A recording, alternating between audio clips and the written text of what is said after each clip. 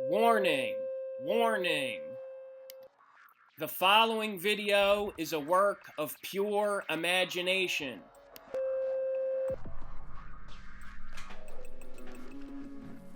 Okay, arts and crafts. Arts versus crafts.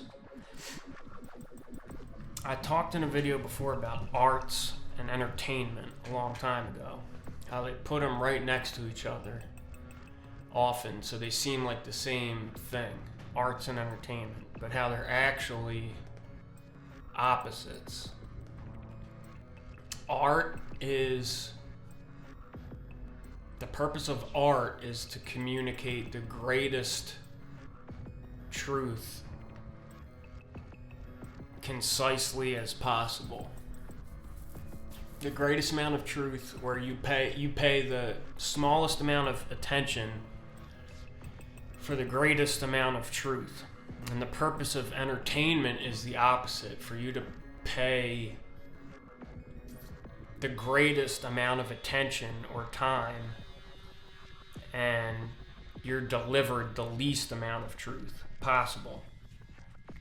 So the purpose of art is to communicate truth. The purpose of entertainment is just to suck up all your attention, to collect as much attention as possible. Like, that's why entertainment is black magic. And so that's arts and entertainment. And then I was thinking about art versus craft. I was thinking about art versus craft and playing versus acting. Like, you can play a role or act a role, but they're not the same thing. All the world's a stage, but we're not all players on it. Some are actors, some are players. And the difference between art and craft. And just like arts and entertainment, you're led to believe they're the same thing, or they could be the same thing, but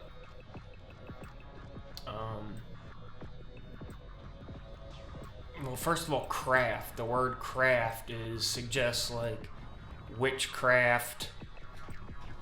All iterations of like fraternal societies are always generally referred to as the craft. And rather than the art.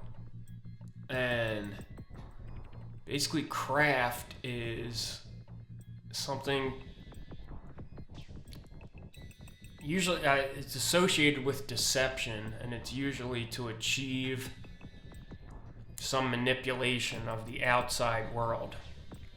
You manipulate the outside world through craft, and you manipulate the inside world through arts.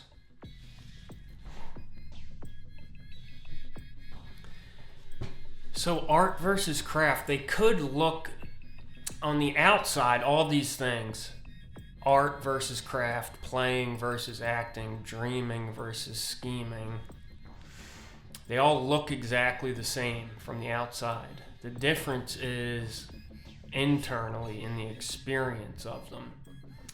Like, maybe you're making furniture and you're making a chair. It doesn't actually matter how ornate, beautiful the chair is. It doesn't matter how long it takes to do it. None of that is what distinguishes it. What distinguishes whether the chair is a craft or an art is if you're making the chair for a goal, like for instance to make money, like to sell the chair. Even if you spend a month making the chair and you don't charge, it doesn't matter. If the goal is to make money, or any goal really, it's a craft. If you're making the chair for no reason, basically art is always for no reason, serves no purpose. Art is its own reward. So if you're making a chair just because you want to make a chair and make it as beautiful as you can for no reason, just because it's inherently satisfying. Art is like self-fulfilling. A craft. It could be the same thing, painting. You're painting a picture. Could be art or craft. It depends on why you're doing it. If you're doing the painting for some accolade or award, or to sell the painting, that is a craft. Or you're doing craft rather than doing art. And again, it goes back to what is witchcraft? What is the dark arts as opposed to just the arts? You know, there's the arts and then there's the dark arts, which is the same thing as saying the craft as opposed to the art. Playing versus acting, they're both fiction. All our experience, at least in language, is always going to be a story, fiction. No matter what we say, what I think words mean is never going to associate exactly the same way in someone else's mind. They're never going to take the same exact meaning that I give. So no matter what, it's always going to be fiction. Just like we can all read the Bible or any book and have each our own interpretation. It doesn't mean it's not true, but it's not ultimate truth, because ultimate truth can't be in language, because language is the matrix. And it's always going to be inherently subjective. We're all going to have a subjective story. But playing, so and in fiction, we're all going to have a role. We have a role that we imagine for ourselves, an identity, and we have a role that we imagine other people to be playing. And none of those are really the truth. They're all fiction, whether you're playing or acting, but I would relate acting to like a craft towards a goal and relate it to deception, artificial. It's planned out. Whereas playing, like children do, there's no goal to playing. You can act your role. We're always going to have a role in the matrix, in experience, in reality. We're always going to have a role. But we can be playing that role, which is purely organic, no planning, no goal in mind, basically just appreciating the experience. Or we could be acting our role, where we're moving through reality with a particular goal in mind, basically to take advantage in reality, material advantage, over other people or over the material world. Whereas playing, there is no goal. We just appreciate whatever happens. Dreaming versus scheming. Art in a way I think is like dreaming. It's like pure art is not necessarily planned out. It just kind of flows from the subconscious. This is like I think of it like the keyhole, pulling things from this black room. It's like feeling around in complete darkness, blackness, and just seeing what you pull out. And it's, you know, it should surprise you as much as it surprises anyone else. Pulling things through the keyhole from the subconscious into the front consciousness.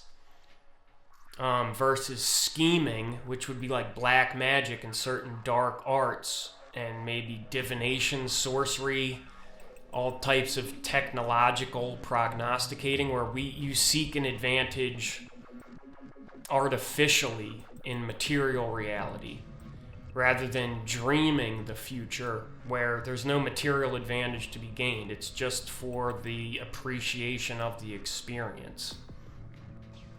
Playing is pure intuition, whereas acting is always planned. You always plan your lines, you plan your movements. It's a different way of moving, playing versus acting. One, you're moving in pure intuition.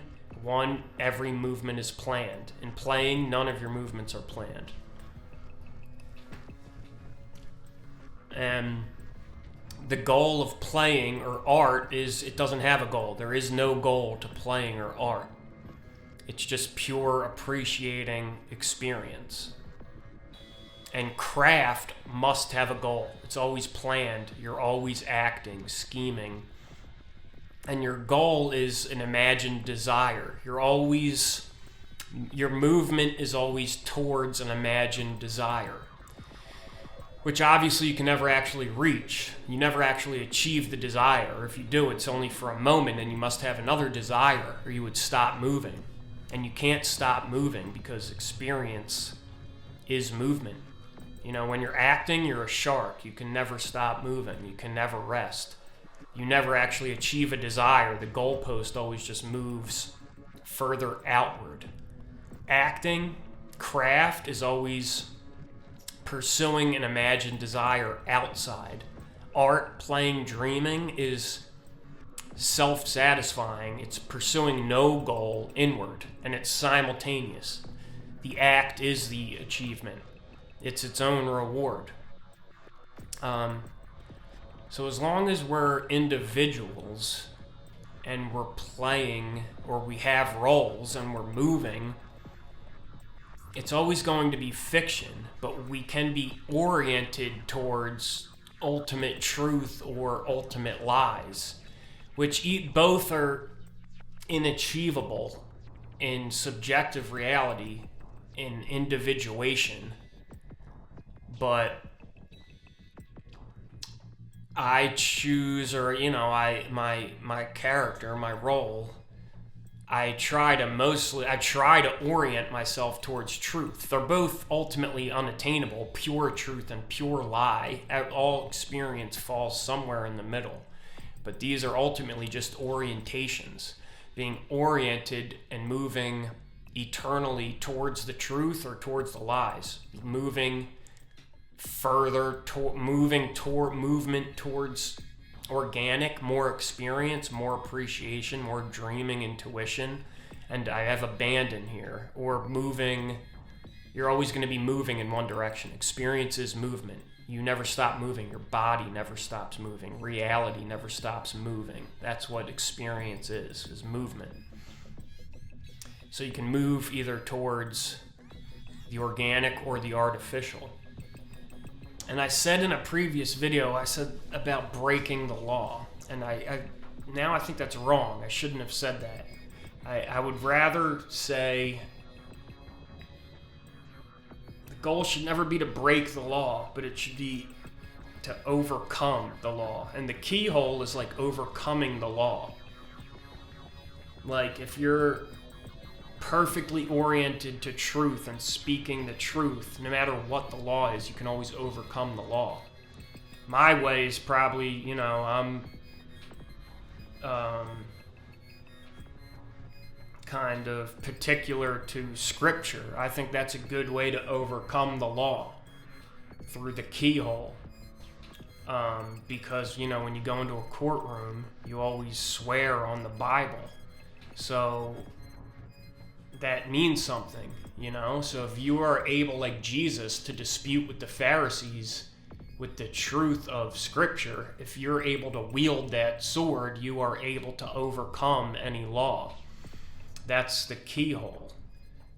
The dreaming, the pulling from the subconscious, like through the vehicle of Scripture.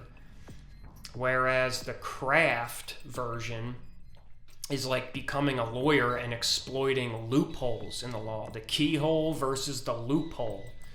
Like in the craft, downward deception orientation, neither one want to break the law. They both, but in the craft, the downward orientation, you're pursuing material advantage through the letter of the law and knowing the law so well that you know all the loopholes in the law. And you can deceive people and plan and scheme and deceive people to gain advantage by deceiving people and gain advantage materially, outwardly, to move towards some imagined material desire outwardly in the world. Whereas by reaching through the keyhole of dreaming and speaking oriented towards truth, you can overcome the law through the keyhole. So art versus craft, playing versus acting, the keyhole versus the loophole would be analogous to overcoming the law versus undermining the law. The keyhole is overcoming the law. The loophole is undermining the law. And that doesn't mean that nothing unpleasant will never happen to you, but if you're really oriented in this way, you're oriented towards pure just appreciation of experience, then nothing bad really can happen to you, because nothing is bad. It's just all just experience. And if you have a spiritual or immaterial orientation rather than a material orientation, then the only thing, subjectively bad that could even happen to you would be material. And if you recognize that to be the illusion and the metaphor to be the meaning, or the spiritual to be the reality, then nothing bad really could happen to you. And I have up here, with truth opposed to deception, I have abandon. And it reminded me of Dante's Divine Comedy. Abandon as opposed to deception.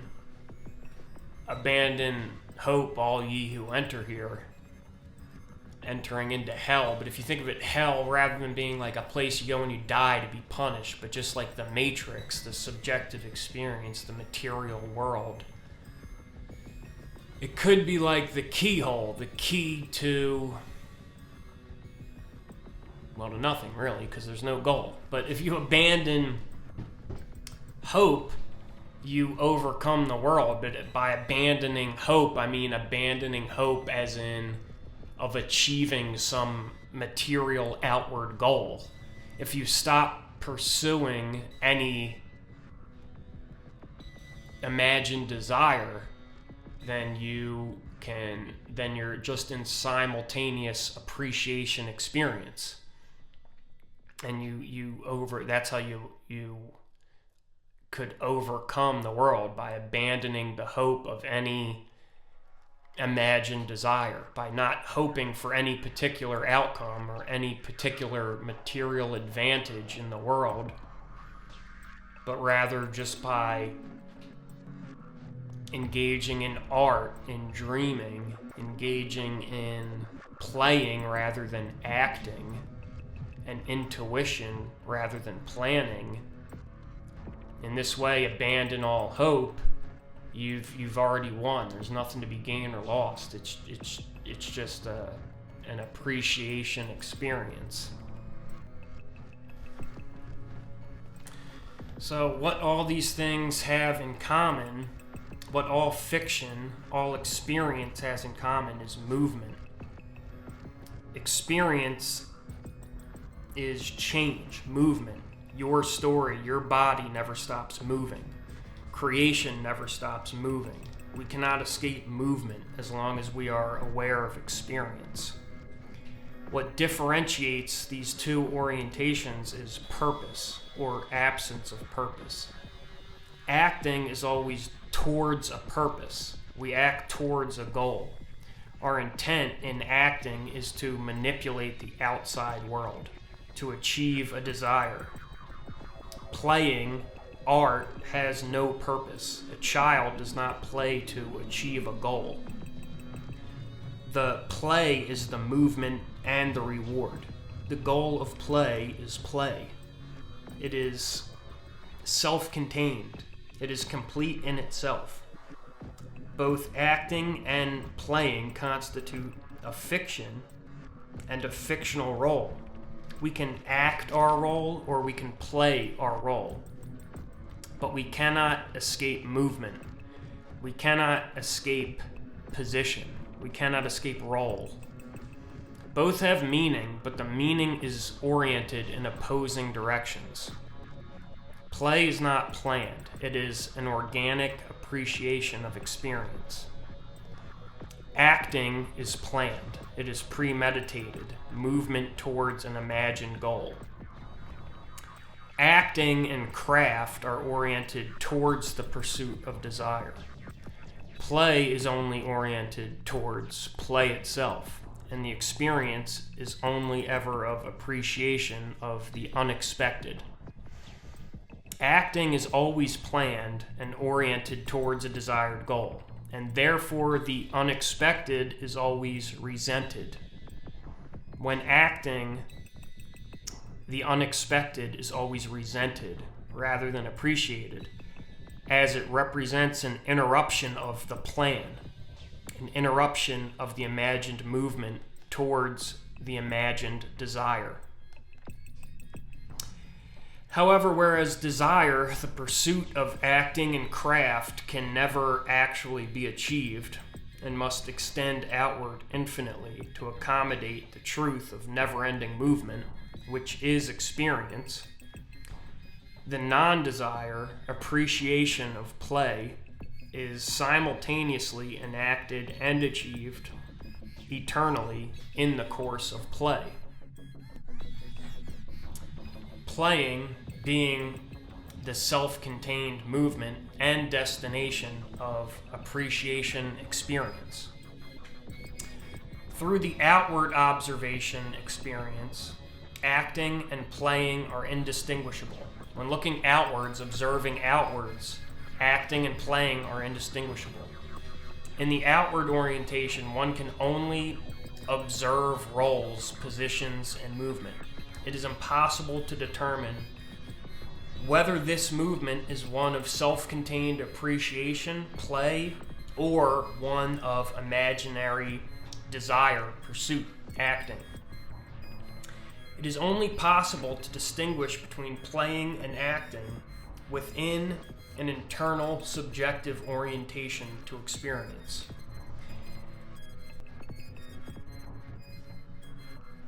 One can distinguish playing and acting within oneself, but never within the other.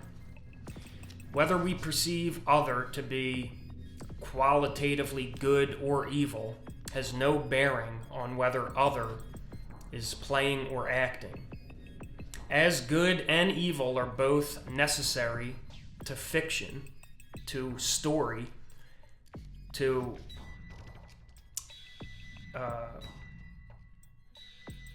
material reality. They're both integral to the story, good and evil. Both are simply roles which may be fulfilled through acting in pursuit of an imagined desire, or through playing in self-contained appreciation experience. And since good and evil are both necessary to experience, one's good must always represent another's evil, and vice versa, so that one's play must represent another's acting. And man, being made neither in the image of the capital God, which is all good, nor in the image of the lowercase God, which is all bad, but rather man being made in the image of the supreme God, beyond good and evil, whose spirit moved upon the face of the infinitely deep and unknowably dark waters of nothingness, and this movement being experience in the eternal void.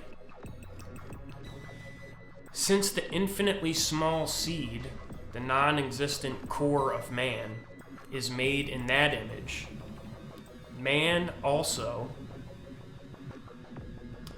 must be playing and acting the roles of good and evil, appreciation and desire, one to another, neither and both simultaneously.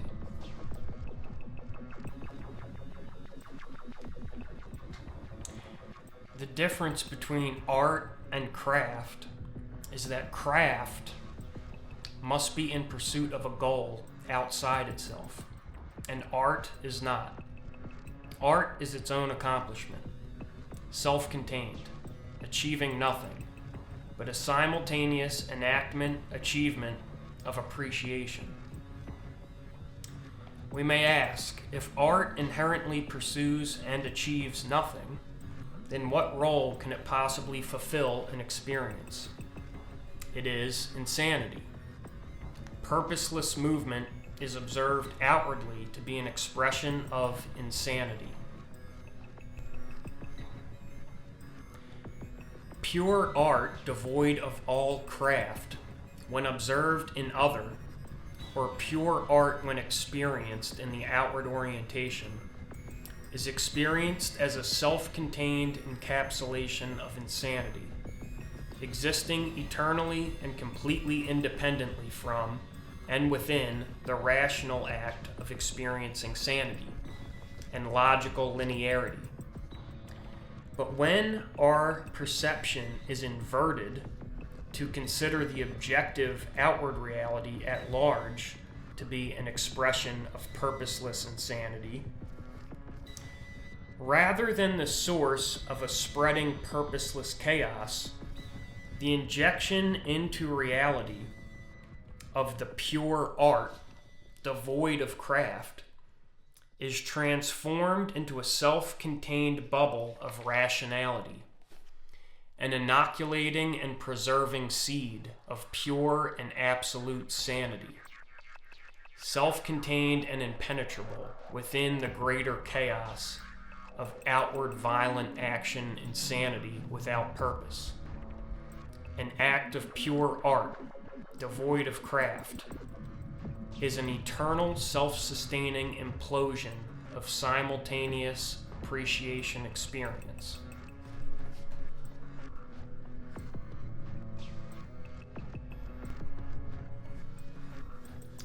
I'm going to close with chopping wood, splitting wood.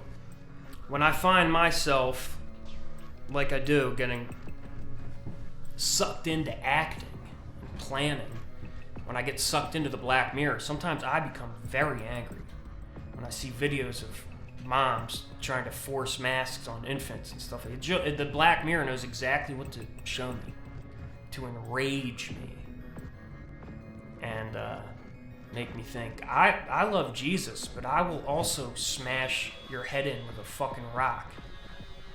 And that's not true. I wouldn't do that. That's how it wants me to feel. That's who it wants me to be. It says, yes, you're a sensitive artist, but you're also a 4-time F1 convicted felon. Not for anything weird. Just for selling drugs and doing violence to grown men. Anyway, when that happens, I go outside and split wood for a couple hours, chop wood for a couple hours, and I feel much better. And when I'm chopping wood and thinking about the world, I've been thinking a lot about hexagram 23 in the I Ching. Po, splitting apart, mountain over earth. Do not attempt to intervene now. A period has been entered when inferior influences will prevail. Even a superior person who seeks to act now will be undermined by the time. There is no reason to resist this state of affairs. Indeed, it is natural that the inferior elements periodically come to the fore. Adversity is often a stimulant to our spiritual growth, and what is important is the spirit in which we meet it. When challenging situations come to call, we are often overwhelmed with feelings of anxiety, doubt, and fear. We fear that if we do not act immediately and vigorously, we will be ruined. We doubt the power of the creative to resolve the situation favorably. It is when we act upon these feelings that we engage in splitting apart. We split apart from our spiritual path, our devotion to the higher power, and the wisdom of patient non-action in the face of difficulty. If you take this course now, you will prevent the creative from coming to your aid and unnecessarily increase your own misfortune. The guide to proper behavior at such times lies in the image of the hexagram, which is mountain over earth. By keeping as still and quiet as a mountain, by resting firmly on your foundation of proper principles, by accepting the nature of the time and not resisting it, you weather all storms. By trusting in non-action, acceptance, and patience, you gain the strength of the very earth.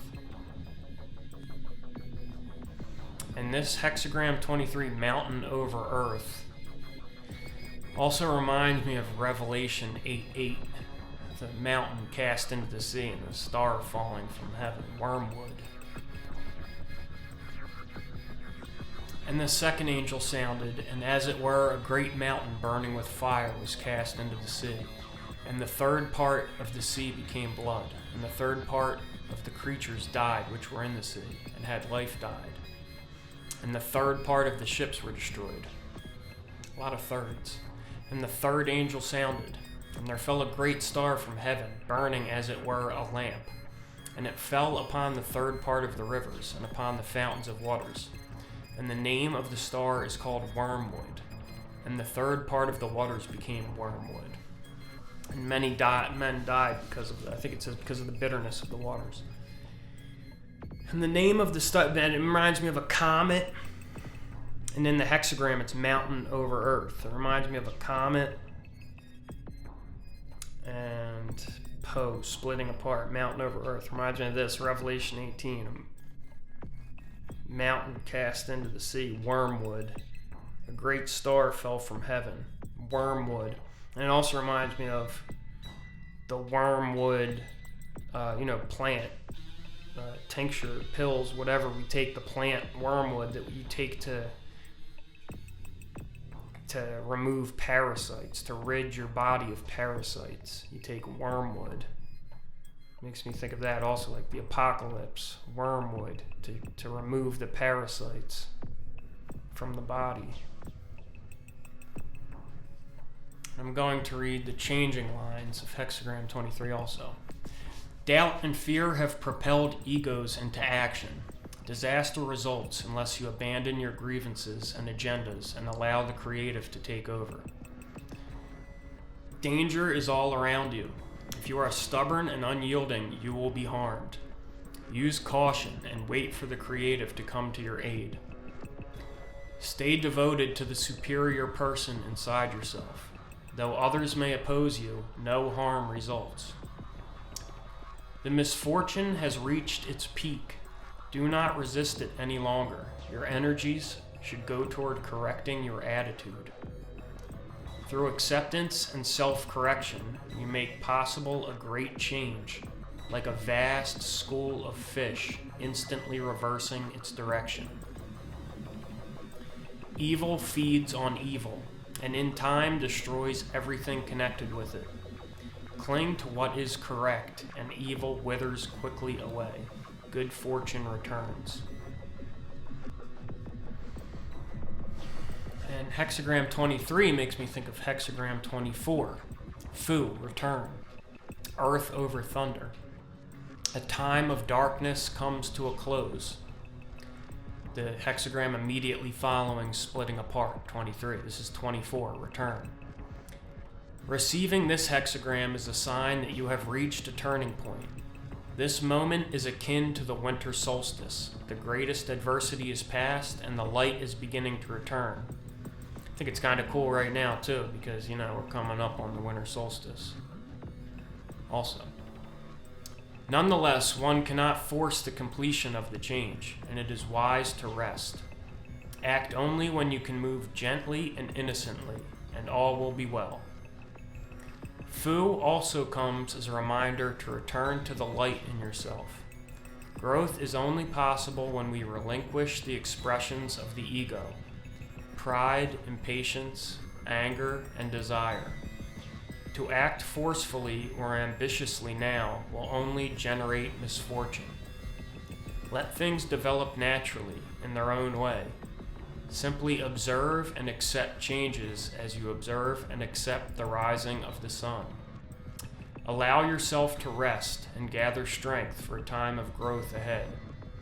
By holding to modesty, gentleness, and correct conduct, you prepare the ground for a fruitful blossoming when the light fully returns.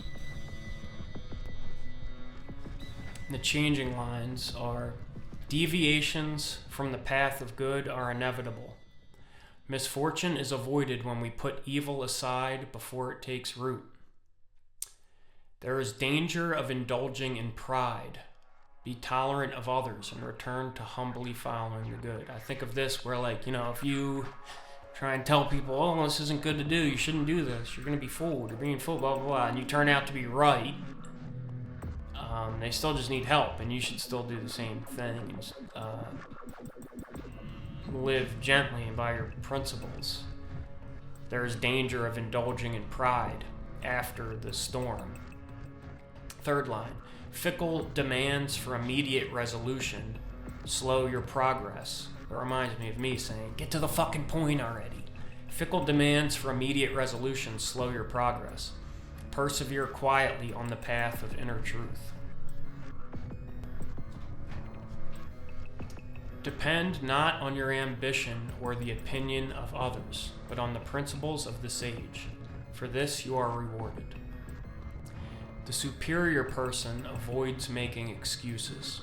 Recognize errors, correct them, and there will be no misfortune.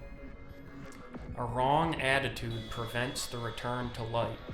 It is time for careful self-examination and self-correction.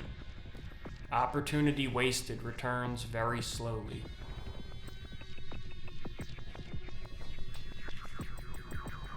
Close with a poem. I am not a mason, I am a stone, the stone which smote the Philistine. I am not a builder, I am a temple. I am not a warrior, I am a weapon, the sword which smote the ear, the stone which smote the Philistine.